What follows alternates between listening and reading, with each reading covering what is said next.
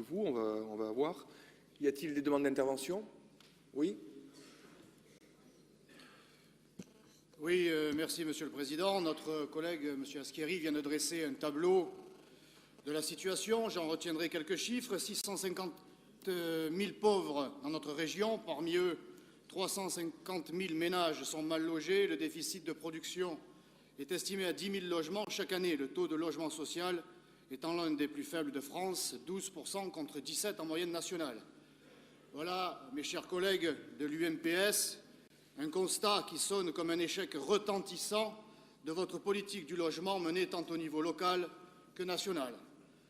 On se souvient qu'un certain Nicolas Sarkozy, alors candidat, s'était engagé en 2007 que lui, président, plus personne ne dormirait dans la rue, et ce, en 2 ans.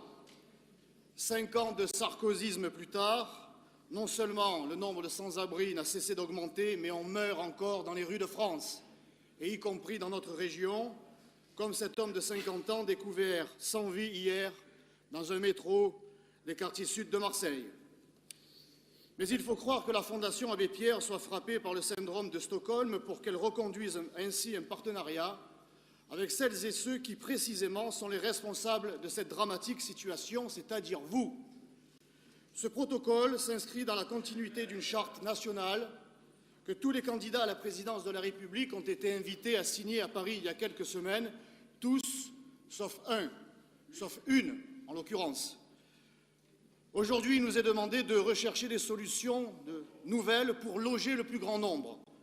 Je ne vous cache pas que cet objectif affiché de loger le plus grand nombre ne peut que susciter notre inquiétude car il voue votre entreprise à un échec déjà annoncé.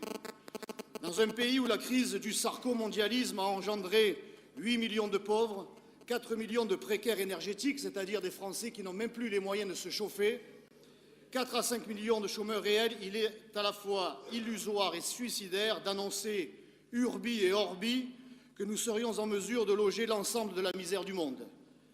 Chaque année, ce ne sont pas moins que 300 000 étrangers qui entrent dans notre pays, avec la bénédiction, bien sûr, du pouvoir sarkozyste, 300 000 personnes qu'il nous faut loger.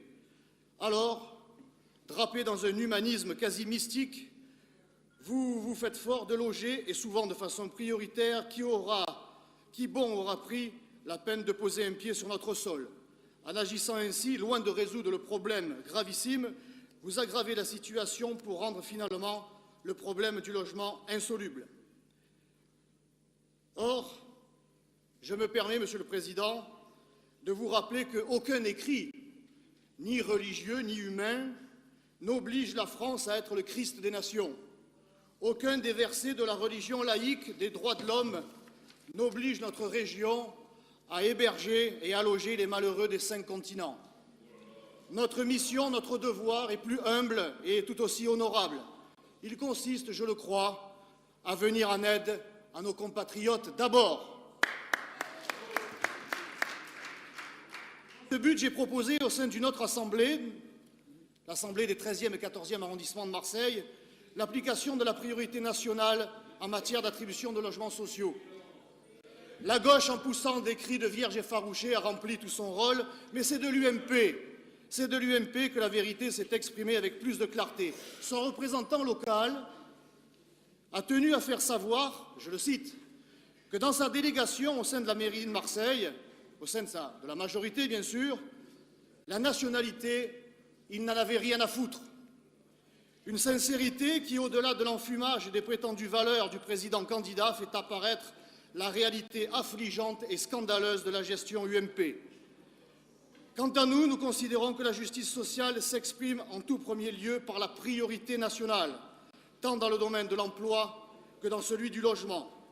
C'est ce qui a sans doute conduit la fondation d'Henri Grouès à faire preuve de sectarisme en déclarant Marine Le Pen persona non grata, alors qu'elle est à l'évidence la candidate du peuple, des oubliés, des sans-voix, des sans-toit, la candidate des Français qui souffrent.